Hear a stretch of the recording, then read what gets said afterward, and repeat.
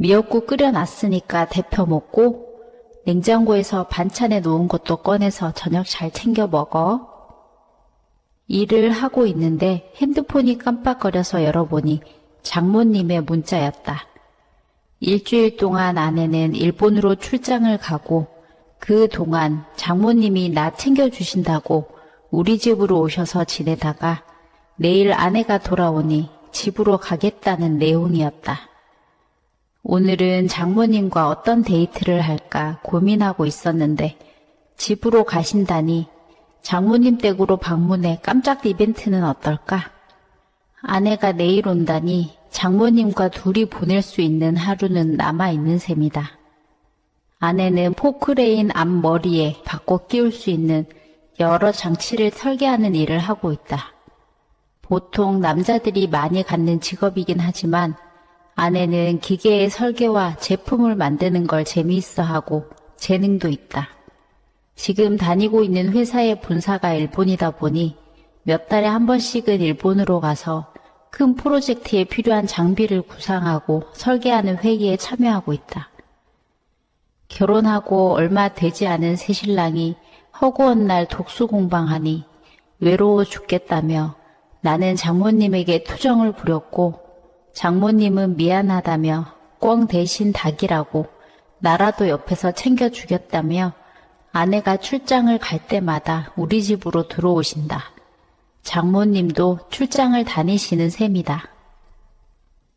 장인어른이 안 계시고 혼자 적적하시니 아들 같은 사위 밥 해주시는 것도 나쁘지 않냐고 물어봤더니 밥하는 거 정말 귀찮고 싫은데 사위니까 해준다. 우리 딸 봐서 하신다.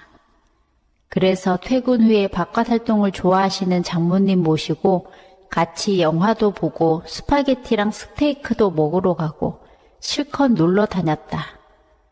장모님은 이래서 사위가 좋은 거구나 하셨다. 장모님, 사위도 사위 나름이죠. 제가 잘하는 거죠. 그래, 우리 이서방 잘하는 건 내가 보증 서지. 이제는 집으로 편안하게 모시겠습니다. 운전도 얼마나 부드럽게 잘하는지 베스트 드라이버가 따로 없네. 제가 운전이란 운전은 아주 뛰어납니다. 내가 알 길이 있나. 와, 장모님, 혹시 서영이한테 얘기 못 들으셨어요? 증명할 방법이 없어서 답답하네. 왜 증명할 방법이 없어? 웃으며 수혁을 쳐다보는 순자와 눈이 마주치고 순자의 눈빛에 숨어있는 의미를 읽은 수혁은 자동차 속도를 높여 신혼집이 아닌 장모님 댁으로 급하게 돌아왔다. 호호, 이서방 뭘 그렇게 급해? 저만 급한 겁니까, 순자씨? 어머어머, 장모한테 못하는 소리가 없어. 겨우 이거 가지고 놀라시긴 앞으로 더 놀라실 일이 많습니다. 차에서 내리면 안전벨트도 없으니 책임 못 집니다. 아이고 무서워라. 애기 대하듯 하는 순자의 태도에 장모님 댁으로 들어온 수혁은 풀악셀을 밟았다. 아침에 출근을 하는 수혁을 배웅해주며 순자는 헤어져야 하는 아쉬움이 이루 말할 수 없었다. 딸에게는 미안하지만 본인도 오랜만에 느껴보는 남자의 듬직함에 조금만 더 같이 시간을 보내고 싶은데 같이 있는 일주일 동안 얌전하게 있었던 자신과 수혁이 아까운 시간을 허비했다는 생각도 든다. 어쩔 수 없지. 딸의 다음 출장을 기다리는 수밖에. 아이, 이렇게 아쉬워하면 제가 발이 떨어지지 않잖아요. 순자의 마음을 눈치챈 것인지 수혁이 현관문을 열고 나서려다 다시 문을 닫고 들어오며 순자를 다독여준다. 순자는 말도 안 되는 생각을 하고 있다고 혼자 자책하고 있는데 수혁이 어찌 서운한 마음을 읽어주고 세심하게 대해주니 기분이 날아갈 듯하다. 외모나 성격이 천상 남자라 이렇게 부드러운 면은 생각도 못해서 그런지 더 감동이다. 그러다 순자는 정신 차려야지. 빨리 출근시키고 둘 다 일상으로 돌아가야 할 때인 것이다. 자기야, 나 없는 동안 엄마랑 잘 지냈어? 장모님이랑 데이트 많이 하고 즐거운 시간 보냈지. 엄마가 너무 좋아하시더라고. 내가 출장을 좀 더 자주 가야 하는 거 아닌가 몰라? 그럼 나야 고맙지. 뭐? 하하, 농담이야. 이러다 자기 얼굴 잊어버리겠어. 우리도 애기 가져야지. 한동안은 출장 좀 빼달라고 했어. 웬일이야? 자기 애기 가질 생각 없는 줄 알았는데. 워낙 워커홀릭이라. 빨리 낳아야 엄마가 정정할 때 봐주시지. 그럼 그렇지. 애만 낳고 또 떠나려고? 출장 잠깐씩 다녀오는 건데 뭐 영영 떠나는 것도 아니고. 아내는 그 말대로 정말 몇 달 동안은 출장을 가지 않고 집에도 늦지 않고 꼬박꼬박 저녁 먹기 전에 시간 맞춰 잘 들어왔다. 이렇게 할 수 있는 거면 진작에 하지. 그동안 왜 외롭게 만들었냐 물었더니 이것도 한때이니 즐길 수 있을 때 실컷 즐기란다. 아내가 임신을 하고 배가 불러오니 대부분의 집안일은 모두 내 몫이 되었다. 조산의 위험이 있다고 일도 좀 쉬엄쉬엄 하라는 산부인과 의사의 충고는 사뿐히 무시하고 듣지를 않는다. 하는 수 없이 집에서 쉬게 해주는 수밖에. 임신과 조산 얘기를 듣자마자 장모님은 우리 집 근처로 이사를 오셨다. 아내가 장모님에게 도움을 요청한 것이다. 덕분에 거의 셋이서 같이 지내는 형국이다. 아침에 눈 떠서 잘 때까지 장모님이 우리 집 살림을 모두 책임지고 장모님 집안 살림까지 하시다 보니 처음에는 몸살이 나실 만큼 힘들어 하셨다. 그래서 난 괜찮으니 양쪽 집 왔다 갔다 하지 마시고 그냥 우리 집에 계시라고 말씀드렸다. 아내는 당연히 찬성이고 머뭇거리던 장모님은 체력의 한계를 느끼다 보니 어쩔 수 없이 승낙을 하셨다. 곧 아이도 태어났는데 봐주려면 어차피 집에 들어와 계셔야 하니 시기가 조금 앞당겨지는 거라 생각하시라고 했다. 그렇게 셋이서 사는 생활도 익숙해질 무렵 아내는 드디어 아이를 출산했다. 나를 쏙 빼닮은 아들이었다. 아내는 이후로는 정말 거칠 것 없이 당당했다. 나 닮은 떡두꺼비 같은 아이 낳아줬으니 아내로서 할 일 다 했다는 듯하다. 그리고 아내는 다시 회사로 돌아갔다. 바쁜 회사 일과 출장을 반복하며 마치 우리 집 가장인 양 쉼없이 일하며 자기 만족에 취해 살고 있다. 장모님과 나도 우리 아이를 돌보며 행복한 나날이다. 아이를 유모차에 태우고 저녁 먹고 강변에 산책도 가고 장모님 좋아하시는 감자탕도 먹으러 갔다. 장모님은 아기 낳으면 외출도 못하고 꼼짝없이 집에 갇혀서 육아만 해야 하는 줄 알았는데 이렇게 자네가 같이 있으니 자유롭다며 엄청 고마워하셨다. 고맙다고 항상 인사도 잊지 않고 해주셨는데 나는 또 그 맛의 행복을 느끼고 살고 있다. 남편 준호와 저는 5년 전 결혼해 서울 근교의 아파트에서 살고 있었어요. 우리의 일상은 평화롭고 안정적이었습니다. 봄날의 따스한 햇살이 창문을 통해 거실을 비추던 어느 날 아침, 저는 평소와 다름없이 일상을 시작했습니다. 여보, 오늘 저녁에 뭐 먹을까요? 출근 준비를 하는 남편에게 물었습니다. 준호는 미소를 지으며 대답했어요. 오늘은 내가 요리할게. 내가 좋아하는 파스타 어때? 이런 소소한 대화와 배려가 우리 부부의 일상이었습니다. 준호는 대기업에서 일하며 바쁜 나날을 보내고 있었지만 항상 가정을 소중히 여겼어요. 주말이면 함께 산책을 하거나 영화를 보며 시간을 보냈죠. 하지만 완벽해 보이는 우리 부부 사이에도 작은 그림자가 있었습니다. 결혼한 지 5년이 지났지만 아이가 생기지 않았어요. 처음에는 크게 신경 쓰지 않았지만 시간이 지날수록 주변의 시선과 압박이 느껴졌습니다. 민지야, 병원은 잘 다니고 있니? 시어머니는 한 달에 한 번씩 전화해서 저에게 이렇게 물어보셨죠. 물론이죠, 어머니. 걱정 마세요. 곧 좋은 소식 들려드릴게요.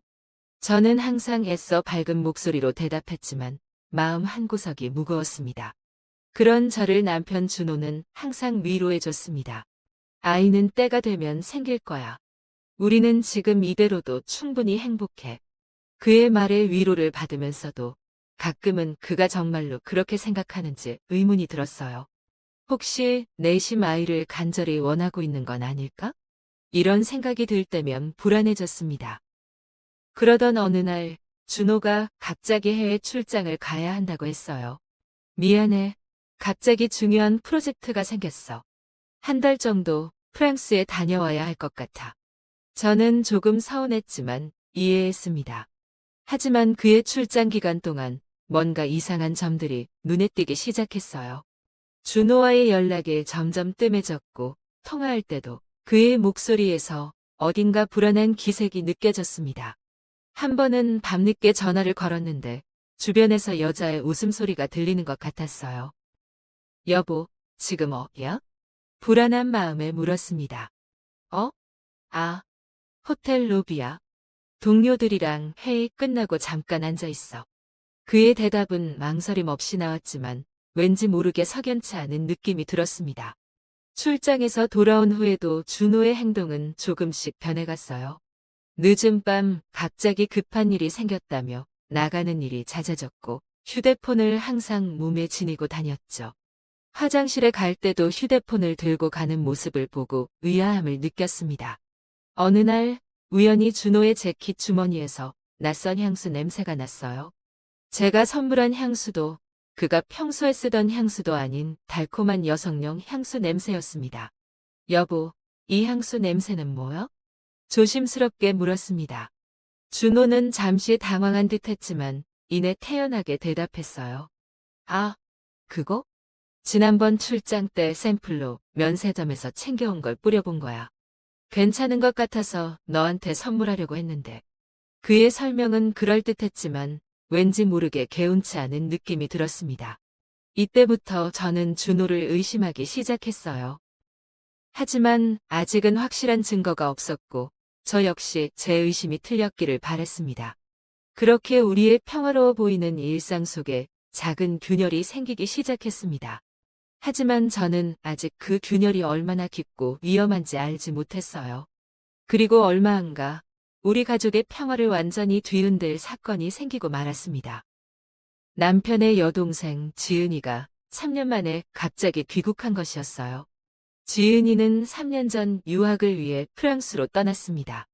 그동안 가끔 연락은 했지만 바쁘다는 이유로 한국에 돌아오지 않았어요.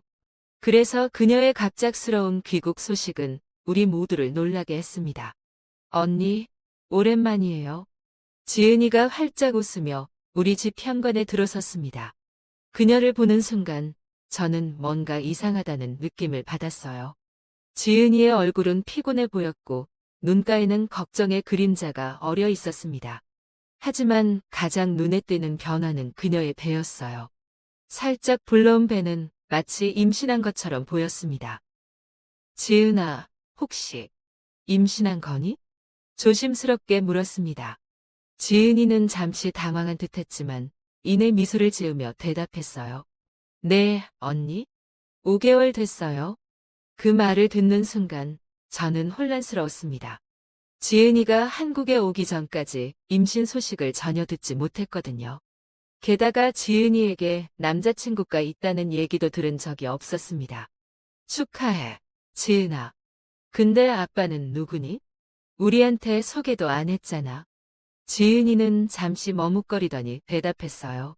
그게 복잡한 사정이 있어요. 나중에 천천히 설명해 드릴게요. 그녀의 대답은 더 많은 의문을 불러일으켰습니다. 하지만 그때 준호가 갑자기 끼어들었어요. 지은아, 피곤할 텐데 좀 쉬어. 짐은 내가 방으로 옮겨줄게. 준호의 반응이 이상하게 느껴졌습니다. 그는 평소에 여동생에게 그렇게 다정하지 않았거든요. 게다가 지은이의 갑작스러운 임신 소식에 대해 전혀 놀라지 않는 것 같았어요. 그날 밤 준호와 지은이가 거실에서 오랫동안 이야기를 나누는 소리가 들렸습니다. 저는 잠을 이루지 못하고 그들의 대화에 귀를 기울였어요. 오빠, 어떡하지? 이대로 가다간 모든 게 들통날 거야. 지은이의 떨리는 목소리가 들렸습니다. 걱정 마. 내가 다 해결할게. 너는 그냥 아무것도 모르는 척하고 있어. 준호의 목소리는 단호했어요. 그들의 대화는 저를 더욱 혼란스럽게 만들었습니다. 무엇을 해결한다는 걸까요? 무엇이 들통날까봐 걱정하는 걸까요? 다음 날부터 지은이는 우리 집에 머물기 시작했습니다. 그녀가 있을 때마다 준호의 행동이 달라졌어요. 더 자주 집에 있었고 지은이를 각별히 챙기는 모습이 눈에 띄었습니다. 어느 날 우연히 준호의 휴대폰을 보게 되었어요. 화면에는 지은이와의 메시지가 떠 있었습니다. 오빠, 오늘 밤에 만날 수 있어? 안 돼. 위험해. 제발요. 중요한 얘기가 있어요. 알았어. 아내가 12시쯤이면 잘 준비를 할 테니 그때 공원에서 만나자. 그 메시지를 본 순간 저는 온몸에 전율이 흘렀습니다. 이제는 더 이상 의심할 여지가 없어 보였어요. 하지만 동시에 이 모든 것이 오해이기를, 제가 잘못 이해한 것이기를 간절히 바랐습니다. 그날 밤 준호는 늦은 시간에 급한 일이 생겼다며 집을 나갔어요. 저는 그를 막지 않았습니다. 대신 창문 앞에 서서 그가 떠나는 모습을 지켜보았죠. 그의 뒷모습이 사라질 때까지 제 눈에서는 눈물이 멈추지 않았습니다. 그렇게 눈물로 밤을 지새우고 저는 다음날 아침에 저는 용기를 내어 준호에게 물었습니다. 여보, 지은이의 아이 아빠가 누군지 알아? 준호는 잠시 당황한 듯 했지만 이내 태연하게 대답했어요. 아니, 나도 잘 모르겠어. 지은이가 말하기 싫어하더라고. 그의 대답은 너무나 무심했고 이는 오히려 제 의심을 더 키웠습니다. 동생의 임신에 대해 이렇게 무관심할 수 있을까요? 저는 지은이에게도 직접 물어보기로 했습니다. 지은아, 아이 아빠는 누구니? 왜 우리에게 말하지 않는 거야? 지은은 눈물을 글썽이며 대답했어요. 언니, 미안해요. 지금은 말할 수 없어요. 나중에 꼭 설명할게요. 그날 이후로 저는 준호와 지은의 행동을 더욱 면밀히 관찰하기 시작했습니다. 그들이 만나는 시간, 대화의 내용, 작은 몸짓 하나하나까지 모두 주의 깊게 살폈어요. 이제 저는 알아야만 했습니다. 제 남편과 그의 여동생 사이에 정말로 무슨 일이 벌어지고 있는지, 그 충격적인 진실을 말이에요. 어느 날 저녁, 준호가 또다시 늦은 시간에 급한 일이 생겼다며 나가려고 했습니다. 여보, 이렇게 늦은 시간에 어디 가는 거예요? 저는 떨리는 목소리로 물었습니다. 준호는 잠시 망설이더니 대답했어요. 회사에 급한 일이 생겼어. 곧 돌아올게. 그의 대답에 저는 더 이상 참을 수 없었습니다. 정말 회사에 가는 거예요? 아니면 지은이를 만나러 가는 건가요? 준호의 얼굴이 창백해졌습니다. 무슨 소리야? 왜 갑자기 지은이 얘기가 나와? 전부 알고 있어요. 당신과 지은이 사이에 뭔가 있다는 거. 저는 눈물을 참으며 말했습니다. 준호는 잠시 침묵하더니 한숨을 쉬었어요. 민지야, 오해하지 마. 나중에 설명할게. 지금은 정말 급한 일이 있어. 그렇게 말하고 준호는 서둘러 집을 나갔습니다. 저는 그 자리에 주저앉아 울음을 터뜨렸어요. 다음 날 저는 지은을 따로 불러 대화를 나누기로 했습니다.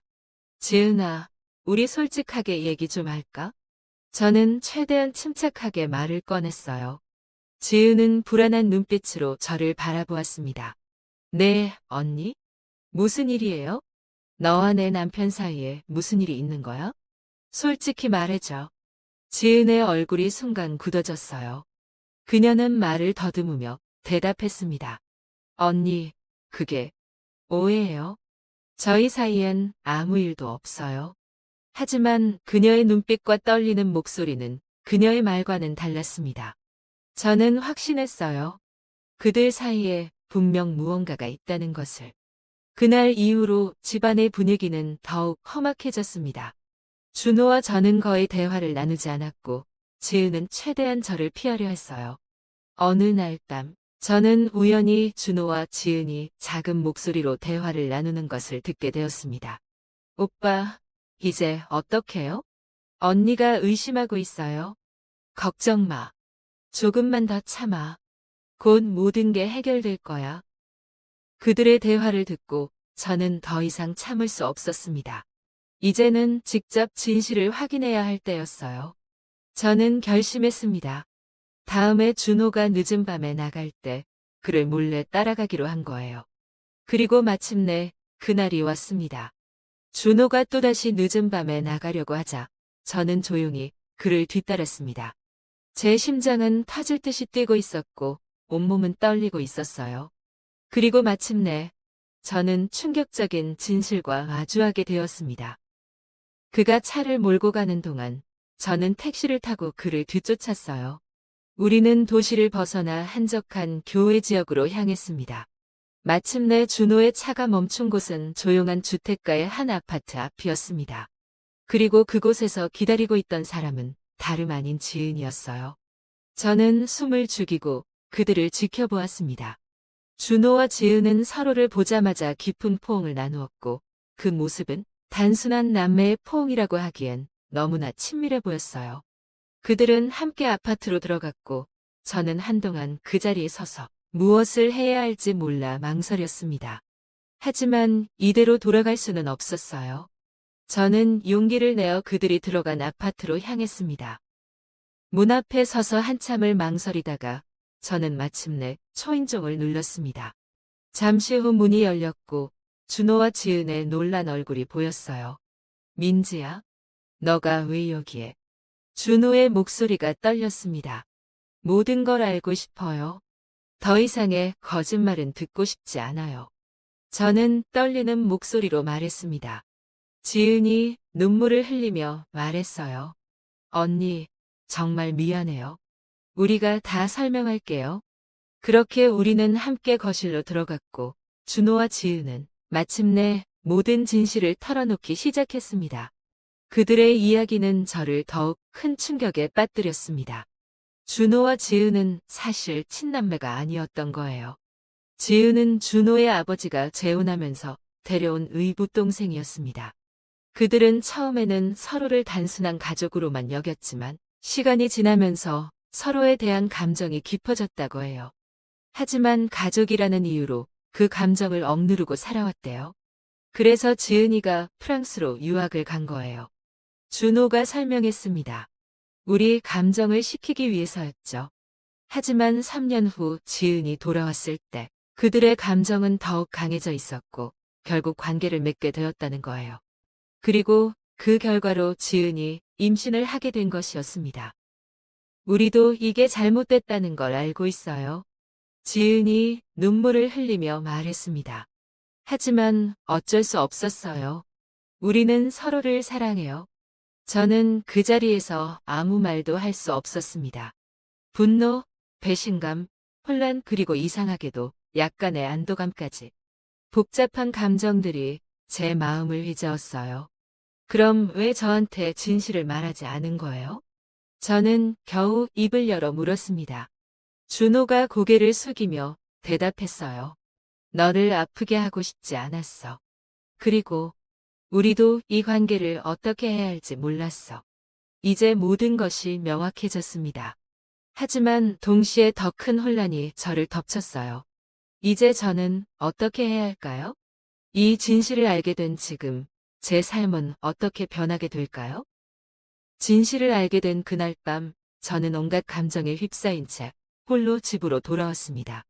집안은 여전히 조용했지만 이제 그 고요함은 견딜 수 없을 만큼 무거웠어요. 거실에 앉아 그동안의 일들을 되새기며 저는 눈물을 멈출 수 없었습니다. 준호와 지은의 관계, 그들의 비밀, 그리고 제가 모르는 사이에 벌어진 모든 일들. 이 모든 것이 제 머릿속을 어지럽게 만들었어요. 분노가 치밀어 올랐습니다. 어떻게 준호가 저를 이렇게 배신할 수 있었을까요? 어떻게 지은이 제 등 뒤에서 이런 짓을 할 수 있었을까요? 그들이 친남매가 아니라는 사실이 그들의 행동을 정당화할 수 있을까요? 하지만 동시에 이상하게도 약간의 안도감도 느꼈습니다. 적어도 이제 모든 것이 명확해졌으니까요. 그동안의 의심과 불안, 그리고 혼란스러움이 이유 없는 것이 아니었다는 걸 알게 되었어요. 그리고 슬픔이 밀려왔습니다. 제가 사랑했던 남자, 제 인생의 반려자라고 생각했던 사람이 이제는 낯선 사람이 되어버렸어요. 우리의 결혼 생활, 함께 꿈꾸던 미래, 모든 것이 한순간에 무너져 내렸습니다. 밤새 잠을 이루지 못한 채 저는 이 상황을 어떻게 받아들여야 할지 고민했습니다. 준호를 용서할 수 있을까요? 지은을 이해할 수 있을까요? 아니면 이 모든 것을 뒤로하고 새로운 삶을 시작해야 할까요? 다음 날 아침, 거울 속 제 모습은 완전히 달라져 있었습니다. 눈은 붓고 충혈되어 있었고 얼굴은 창백했어요. 하지만 눈빛만은 달랐습니다. 이제 더 이상 혼란스러움은 없었고 대신 결연한 의지가 서려 있었어요. 저는 결심했습니다. 이제 더 이상 피해자로 남고 싶지 않았어요. 제 인생의 주인공은 저 자신이어야 했습니다. 준호와 지은이 저를 배신했다고 해서 제 인생 전체가 무너질 순 없었어요. 그래서 저는 행동하기로 했습니다. 먼저 변호사를 만나 이혼 절차에 대해 상담을 받았어요. 그리고 마지막으로 저는 준호에게 연락했습니다. 우리는 다시 한번 만나 이야기를 나누기로 했어요. 이번에는 제가 주도권을 잡고 대화를 이끌어 나갈 생각이었습니다. 준호와의 마지막 대화는 고통스러웠습니다. 우리는 카페에서 만났고 그의 얼굴에는 죄책감과 후회가 가득했어요. 정말 미안해, 민지야. 난 내게 상처 줄 생각이 전혀 없었어. 준호가 떨리는 목소리로 말했습니다. 하지만 저는 더 이상 그의 변명을 듣고 싶지 않았어요. 준호 씨, 우리 이혼해요. 난 더 이상 당신을 믿을 수 없어요. 그는 고개를 숙인 채 말없이 눈물을 흘렸고 저 역시 마음이 아팠지만 결심을 굽히지 않았습니다. 지은과의 관계도 완전히 끊어졌어요. 한때 동생처럼 여겼던 그녀를 이제는 더 이상 볼 수 없게 되었습니다. 가끔 그녀에 대한 생각이 날 때면 분노와 배신감, 그리고 이상하게도 연민이 뒤섞인 복잡한 감정이 들었어요. 가장 힘들었던 것은 양가 부모님들께 상황을 설명하는 일이었습니다. 준호의 부모님은 처음에는 믿지 않으셨고 나중에는 크게 실망하셨어요. 특히 준호 아버지의 재혼으로 가족이 된 지은의 어머니는 큰 충격을 받으셨습니다. 어떻게 이런 일이, 우리가 뭘 잘못한 걸까? 시어머니의 흐느끼는 목소리가 아직도 귓가에 맴돕니다. 제 부모님은 분노하셨지만 동시에 저를 위로해 주셨어요. 내가 잘못한 게 아니야. 이제 우리가 널 지켜줄 거야. 어머니의 말씀에 저는 한동안 울음을 멈출 수 없었습니다. 이혼 절차는 생각보다 빠르게 진행되었습니다. 준호는 모든 것을 인정하고 제 요구를 거의 다 받아들였어요. 하지만 법적인 절차가 끝났다고 해서 마음의 상처까지 치유된 것은 아니었습니다. 가족 모임은 이제 없어졌고 명절이나 기념일은 더 이상 의미가 없어졌어요. 한때 따뜻했던 식탁은 이제 차갑고 적막한 공간이 되어버렸습니다. 친구들과 지인들에게 상황을 설명하는 것도 쉽지 않았어요. 어떤 이들은 동정의 눈빛을 보냈고 또 어떤 이들은 뒤에서 수군거렸습니다. 하지만 저는 당당히 맞섰어요. 이것은 제가 선택한 길이었고 후회는 없었으니까요. 시간이 지나면서 저는 점차 혼자만의 생활에 적응해 갔습니다. 처음에는 외롭고 두려웠지만 차츰 혼자 있는 시간의 소중함을 깨달았어요. 그리고 무엇보다 이 경험을 통해 저는 진정한 가족의 의미를 다시 한번 생각하게 되었습니다. 혈연이나 법적 관계보다 더 중요한 것은 서로에 대한 신뢰와 존중, 그리고 진실한 사랑이라는 것을 말이에요. 안녕하세요. 세상의 모든 사연과 사랑 이야기를 전해드리는 시간입니다. 오늘의 사연은 부산에 사시는 30대 남성분께서 보내주신 사연입니다. 저는 어려서 일찍이 어머니를 여의고 홀아버지 아래서 자랐습니다. 어머니가 지병으로 일찍 세상을 떠났기에 어머니의 빈자리가 매우 컸지만 아버지는 어머니의 빈자리를 느끼지 않도록 저를 남부럽지 않게 키우려고 헌신적으로 살아가셨고, 저는 이런 제 아버지의 노고를 알기에 공부도 열심히 했고, 결국 좋은 성적을 받아 서울 소재의 대학에서 의과대학을 졸업하였습니다. 저는 대학을 다니면서도 과외나 학원에 출강을 나가며 열심히 저 스스로 학비를 벌었고, 제가 과외를 했던 한 여학생과 인연이 다 그 친구가 대학교에 입학 후 저희는 교제를 시작하였고 7년간의 교제 후 결혼까지 꼴이 나였습니다. 저는 연애든 일이든 뭐 하나 놓치지 않고 최선을 다했으며 그런 저를 보며 주변 사람들은 최고의 남편이자 멋있게 사는 청년이라고 항상 침이 마르도록 칭찬을 했습니다. 여기까지 제 소개를 들으셨다면 도대체 뭐가 불만이고 힘든 일을 겪었나 싶으실 겁니다. 그런데 저는 제 모든 것을 잃어도 좋으니 요즘은 제가 평범한 삶을 살고 싶다는 생각만 가득합니다.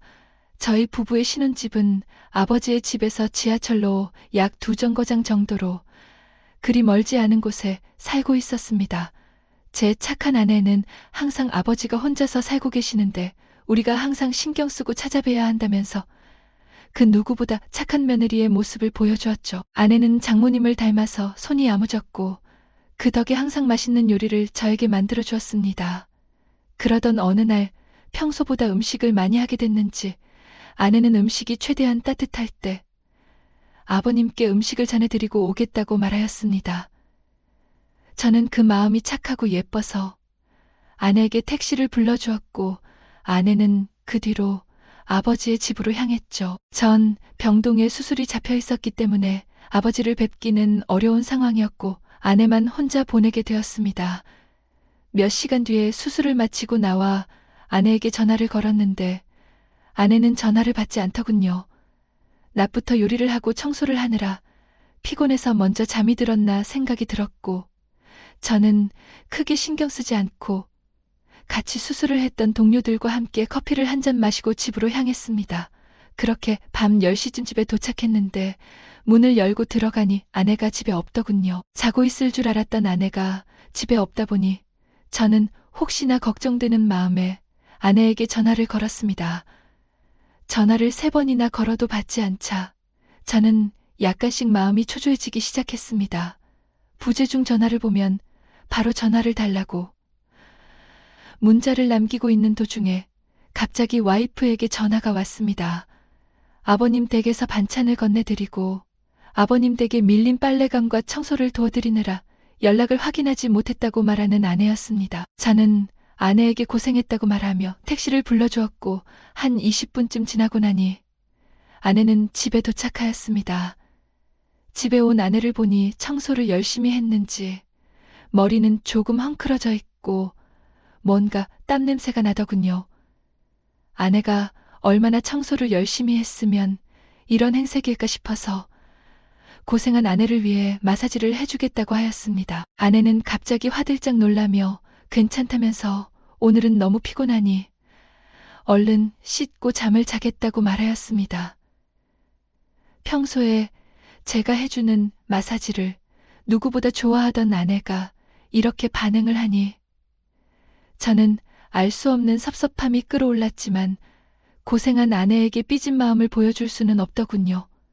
그래서 그날은 그렇게 넘어가게 되었습니다. 아내는 그 뒤로도 음식을 평소보다 많이 하는 날이면 아버지의 집에 반찬을 드리러 갔고 생각보다 아버지의 집에 가는 횟수가 일주일에 2번에서 3번 정도까지 늘어나다 보니 아내가 일부러 저희 아버지를 챙기기 위해서 평소보다 음식을 많이 하는 것인가 하는 생각이 들며 기특하고 고마운 마음이 들었습니다. 저는 아버지에게 전화를 걸었고 아버지는 며느리가 음식 솜씨도 좋은데 이렇게 딸처럼 자신을 챙겨줘서 너무 고마운 마음뿐이라고 말씀하시며 저에게 좋은 아내를 얻었으니 꼭 잘해주라고 하시더군요.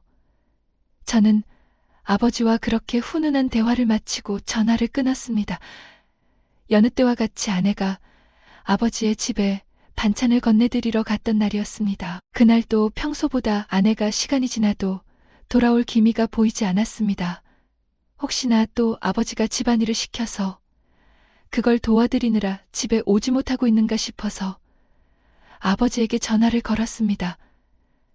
아버지가 전화를 받지 않으셨고, 저는 아내에게 다시 전화를 걸었죠. 3번의 전화 끝에 아내와 전화 연결이 되었습니다.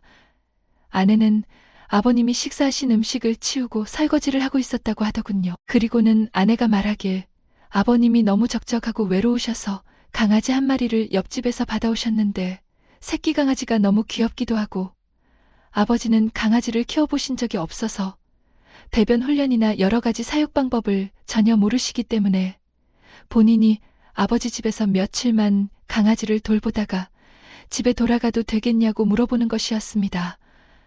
저는 순간 조금 당황했습니다. 아무리 강아지가 있다고 해도 아버지 집에서 며칠 지내다 온다는 말을 듣고 나니 이해가 되지 않더군요. 저는 그 뒤로 바로 아버지에게 전화를 걸었고 아버지도 제 아내와 똑같은 말씀을 하시더군요. 그래서 저는 갑자기 웬 강아지를 키우냐고 하시면서 퉁명스럽게 대답했죠. 아버지는 이제 너도 곁에 없으니 강아지라도 키워야 내가 덜 외롭지 않겠냐고 말씀하셨고, 그리고 며느리가 또 강아지를 좋아하다 보니 강아지를 키우면 우리 집에 더 자주 오지 않겠냐고 하시더군요. 그 말을 들은 저는 아버지가 요즘 많이 외로우셔서 말동무가 필요하셨구나 라는 생각이 들어 우선 알겠다고 대답하였습니다. 그리고 아내에게 다시 전화를 걸어 나 대신 아버지를 이렇게까지 챙겨드려서 너무 고맙다고 이야기했죠. 아내는 너무나도 상냥한 목소리로 괜찮다고 말하며 친정아버지가 아니라 본인의 아버지처럼 생각하고 모시겠다고 말하더군요. 저는 알겠다고 기분 좋게 대답하고 전화를 끊고 잠에 들었습니다. 다음날 아침 저는 와이프가 밤새 고생하지 않았을까 싶어서 병원 출근 전 아내를 보기 위해 아침 일찍부터 아버지의 집으로 향했습니다. 아버지 집 앞에 도착했을 때 강아지가 낑낑거리는 소리를 내면서 저를 반겨주더군요. 그리고 발걸음을 향하는데 발바닥에 무언가 밟히는 감촉이 들었습니다. 저는 이것을 조심스럽게 집어올렸고 자세히 보니 이것은 커피색 스타킹이었습니다. 저는 순간 심장이 쿵쾅쿵쾅 뛰었습니다. 왜 아버지의 집에 여자 스타킹이 있는 것인지 도저히 믿기지 않았습니다. 그리고 아버지의 방문을 향해 가는 순간 저는 사랑을 나누는 남자와 여자의 소리를 듣게 되었습니다. 저는 침을 꼴딱 삼키며 안방문을 파결어 제꼈는데 그 순간 저는 관계 중인 아버지의 뒷모습을 보게 되었습니다. 그리고 상대는 제 아내였죠. 저는 그 다음부터 제가 어떤 행동을 하였는지 잘 기억이 나지 않습니다. 정신을 차리고 보니 제 주먹에는 피가 흐르고 있었고 아버지는 반쯤 피떡이 된 채 바닥에 널브러져 있었습니다. 그리고 제 아내는 방구석에 쭈그리고 앉아서 겁에 잔뜩 질린 얼굴로 저를 쳐다보고 있었죠. 거의 무아지경 상태로 아버지라는 작자에게 온갖 분노를 쏟아냈었던 것 같습니다. 저는 이 모든 것이 꿈만 같았고 아버지의 집을 나가는 와중에 제 눈앞에 있던 모든 가구를 다 집어던지며 나왔습니다. 그리고 테이블 위에는 아내가 들고 온 반찬통도 보이더군요. 저는 반찬을 다 꺼내어 손으로 뭉개서 아버지와 아내를 향해 시원하게 던지고 나왔습니다. 그런데 이렇게 해도 저의 분은 절대 풀리지 않았고 오히려 심장이 더욱더 뛰기 시작했습니다. 정말 지금은 누가 길 가다가 저에게 시비라도 걸면 제가 인간으로서는 하지 말아야 할 일을 저지르게 될 것만 같았습니다. 그래서 근처에 보이는 숙박업소를 무작정 잡아 냉수를 끼얹으며 샤워를 하고 최대한 이성을 차리고 방에서 곰곰이 생각을 하였습니다. 이렇게 꼬리에 꼬리를 무는 생각을 하다 보니 해가 떴고 제가 출근할 시간도 훨씬 넘은 시간에 전화가 한 통 오더군요. 상사의 전화였습니다. 저에게 어디 몸이 안 좋냐고, 왜 출근하지 않았냐고 물었고 저는 뭐라고 변명하기도 싫은 마음에 와이프가 아버지와 바람이 나서 출근하지 않았다고 말했습니다. 상사는 저에게 그게 도대체 무슨 소리냐면서 술을 마셨냐고 물었고 술 마신 게 아니라 방금 말한 그대로라고 말하며 전화를 끊어버렸습니다. 한참 뒤 상사에게서 문자 한 통이 왔고 너무 당황스러운 일을 겪어서 어차피 일이 손에 잡히지 않을 테니 5일 정도 남은 휴가를 지금 바로 올려주겠다고 하였습니다. 저는 그렇게 숙박업소에서 3일 동안 물만 마시며 제 생각을 정리하였고 와이프와 아버지를 어떻게 처리해야 할지 고민하였습니다. 이런 사람도 부모라고 제가 혼자서 생각을 하면 할수록 내가 정말 세상에서 가장 존경하던 아버지가 어떻게 내 아내와 그런 관계를 벌인 것인지 믿기지 않았습니다. 마음 같아서는 제가 잘못한 것이 없는데도 제가 이 세상을 떠나고 싶더군요. 더 이상 삶에 대한 미련이 남지 않았습니다. 세상에서 제일 믿고 사랑하던 두 사람에게 이렇게 철저하게 배신을 당했으니 제 분노는 사그라들 기미가 보이지 않았습니다. 저는 그래도 이렇게 저 혼자 세상을 떠나면 너무 억울하다는 생각이 들어서 그 길로 숙박업소를 나와 장인과 장모를 만나러 갔습니다. 제 행색을 보던 장인과 장모는 너무 놀랐고 도대체 무슨 일이냐고 묻더군요.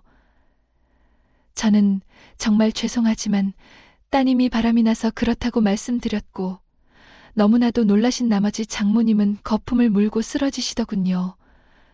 장모님의 갑작스런 쇼크에 저도 놀라서 장모님 응급처치를 진행하였고 구급차를 불러 빠르게 가까운 병원으로 이송하였습니다. 그리고 그렇게 일을 수습하고 난 후에 장인어른과 다시 병원 옥상에서 이야기를 이어나갔습니다. 장인어른은 딸이 도대체 누구랑 바람을 핀 것이냐고 물었고 저는 이빨을 꽉 깨물고 있다가 결국 제 아버지와 바람이 났다고 말했습니다. 장인어른도 제 말을 듣더니 다리가 풀리며 주저앉으시더군요. 제가 처갓집에 원한이 있던 것은 절대 아니었지만 뭔가 분노가 가득 찼던 나머지 그냥 모든 세상 사람에게 분노가 새겼던 것 같습니다. 저는 장인어른이 주저앉아서 대성통곡을 하는 모습을 보고 그 다음부터 이성을 차릴 수 있었습니다. 그 뒤로 장인은 아버지와 아내에게 연락하여 접선을 시도하셨고 장인어른도 제 아버지에게 주먹질을 하고 딸의 머리카락을 빡빡 밀어버리고 왔다는 이야기를 들었습니다. 저는 이미 멘탈이 걸레짝이 되었기 때문에 통쾌하거나 그런 느낌이 전혀 없었습니다. 무언가 알 수 없는 어둠이 저를 덮쳐오고 있었고 저는 그 어둠에 서서히 잠식되고 있는 느낌이었습니다. 그리고 다시 장인을 만나서 아내가 바람을 핀 이유에 대해 전해 듣게 되었습니다. 아내는 처음에 전혀 그럴 생각이 없었지만 제 아버지가 딱 한 번만 부탁한다는 제안을 수도 없이 하였고 아내와 딱 한 번만 사랑을 나눌 수 있다면 지금 죽어도 여한이 없다고 말했다고 합니다. 물론 아내의 말만 들어서는 진실을 알 수 없지만 그래도 아내가 다 늙은 제 아버지를 먼저 꼬셨을 리는 없고 분명 어느 정도 과장은 있다고 하더라도 제 아버지가 먼저 아내를 향해 마음을 표시하고 강압적으로 행동했을 것이라 생각합니다. 그래도 저는 아무리 아버지가 먼저 그런 제안을 하고 액션을 취했다고 하더라도 그것을 받아준 아내 또한 절대로 용서할 수 없었습니다. 심지어 장인 어른도 제 아버지를 혼쭐 내주고 아내의 머리카락도 빡빡 밀어버리고 왔다는 사실이 이제는 뭔가 더 현실적으로 느껴지기 시작했습니다. 저는 장인께 그 이야기를 다 듣고 나자마자 자리를 박차고 나가 다시 제 아버지를 찾아갔고 구차한 변명이라도 해보라고 말했습니다. 아버지는 더 이상 할 말이 없다며 미안하다고 죽을 죄를 지었다고 하더군요.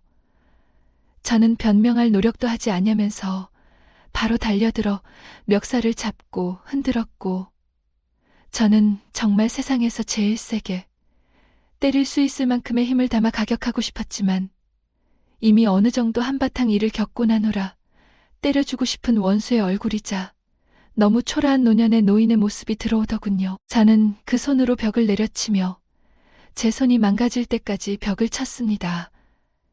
그 뒤로 저는 제 주변의 모든 연을 끊어내기 위해 최소한의 짐만 챙기고 제주도를 향했습니다. 핸드폰 번호도 바꾸고 그냥 챙길 수 있는 가장 간단한 것들만 챙겨서 그냥 새 출발을 하려고 무작정 제주도로 떠났습니다. 전 더 이상 인간과 관계를 맺지 않고 제 여생을 마무리하려고 합니다. 바람이 불면 바람이 부는 길을 따라 유유자적하면서 살고 싶습니다. 세상의 환멸을 느꼈고 이 환멸감을 해결할 수 있는 방법은 아직도 찾지 못하였습니다. 오늘의 사연 어떠셨나요? 사연자분을 위해 따뜻한 댓글 부탁드립니다. 누구든지 마음속에 답답한 사연을 나누고 싶거나 고민거리가 있으시다면 위에 이메일로 제보 부탁드립니다. 감사합니다. 안녕하세요. 중년연애교습소의 예진쌤입니다. 이번 강의에서는 잘 주는 여자의 특징에 대해 말씀드리려 합니다. 여러분은 마음에 드는 이성이 성욕이 강한지 아닌지 궁금하지 않으신가요? 상대 여성이 성욕이 강한 걸 미리 알고 있다면 그만큼 남자가 진도를 빼기 쉬워지고 둘만의 사랑은 감정의 소모 없이 자연스럽게 완성이 될 것입니다. 많은 남자들이 남자는 성욕이 강하고 여자는 성욕이 약하다고 생각합니다. 그런데 남성들이 생각하는 것만큼 모든 여성들이 다 성욕이 약한 것은 아닙니다. 모든 것이 사람마다 차이가 있듯이 여성의 성욕 또한 마찬가지입니다. 대체로 성욕이 많은 여성들은 작은 신체적 자극에 크게 반응합니다. 그리고 촉각이 예민한 경향이 있고 성취욕이 강하고 에너지가 왕성한 편인데요. 이런 여자들은 평상시에는 성적 욕구를 잘 감추고 있지만 애인을 만나게 되면 그동안 참았던 욕구가 한순간에 폭발하기도 합니다. 그때는 손만 닿아도 흥분할 수가 있기 때문에 그런 타이밍에 남자가 용기를 내서 더 깊이 들어와 주기를 바라기도 합니다. 오늘은 성욕이 강한 여자의 6가지 특징에 대해 알려드리겠습니다.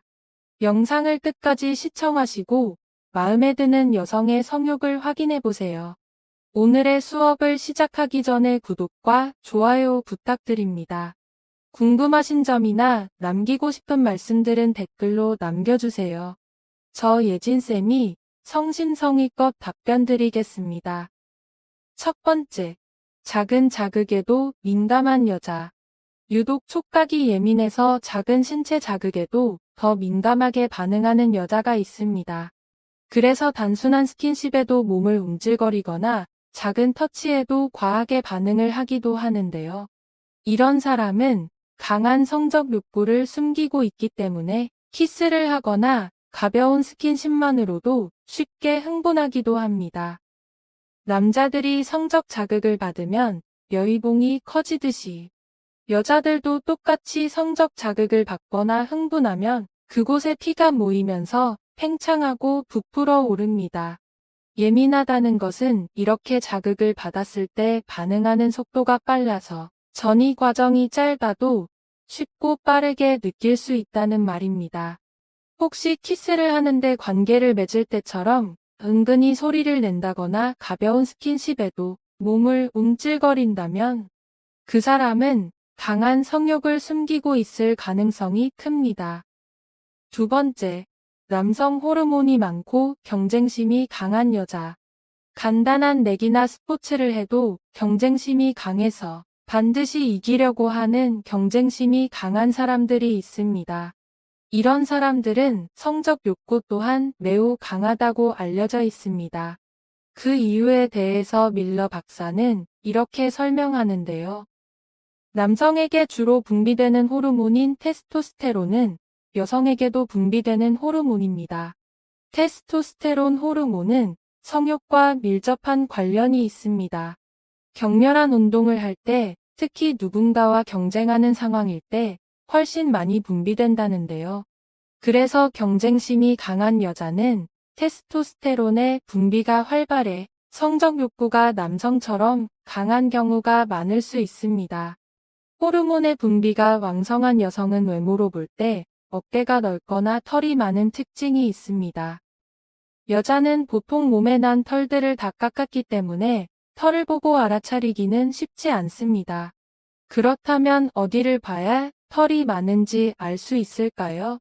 제일 확인하기 쉬운 부위는 눈썹입니다. 화장을 하고 정리를 해서 알아보기 힘들 때가 많지만 기본적으로 송충이 눈썹처럼 눈썹이 많고 진한 여성이라면 성적 욕구가 강할 가능성이 큽니다. 그리고 남성 호르몬인 테스토스테론은 근육량과 골격에 영향을 미칩니다. 그래서 조금만 운동을 해도 근육이 쉽게 만들어지게 되죠. 운동을 별로 안 해도 기본적으로 어깨가 넓거나 골격이 크다면 여성인데도 남성 호르몬이 많이 분비되는 것을 알 수 있습니다. 마음에 드는 이성이 경쟁심이 강하고 눈썹이 진하거나 어깨가 넓은 여성이라면 유심히 살펴보세요.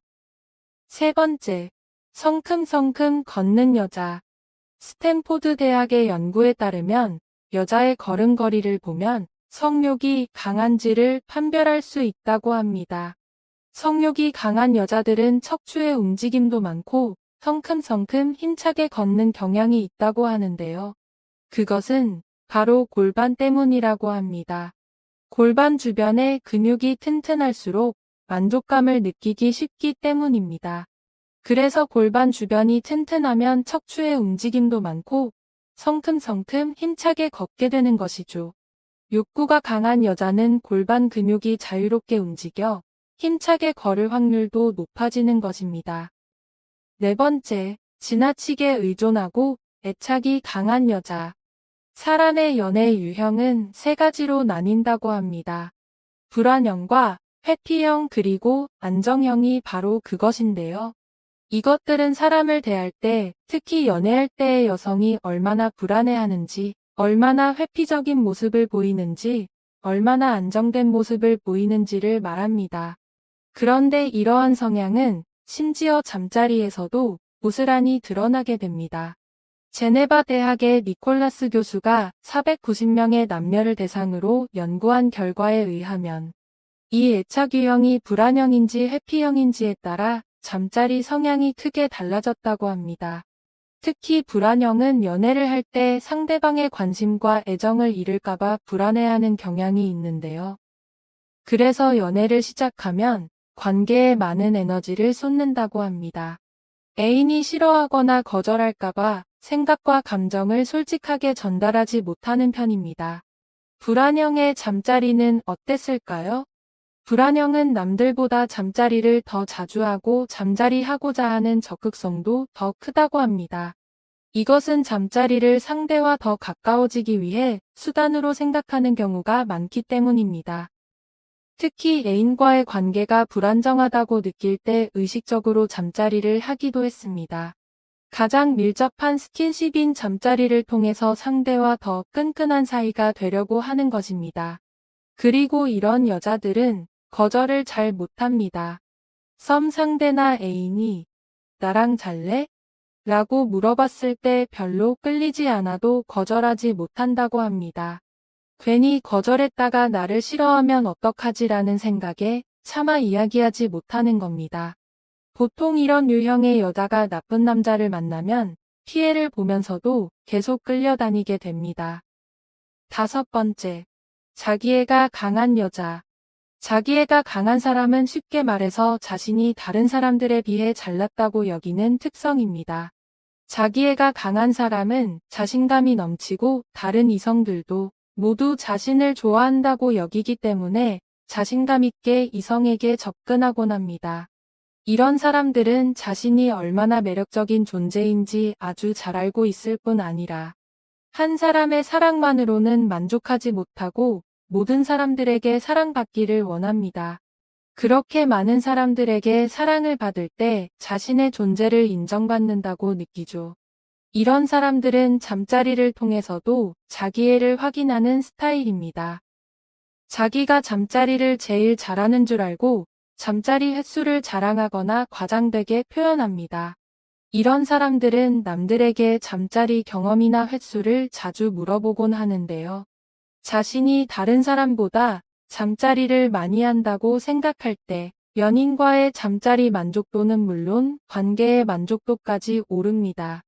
반면에 잠자리를 더 적게 한다고 생각하면 잠자리 만족도와 관계 만족도가 전부 떨어지기도 하죠.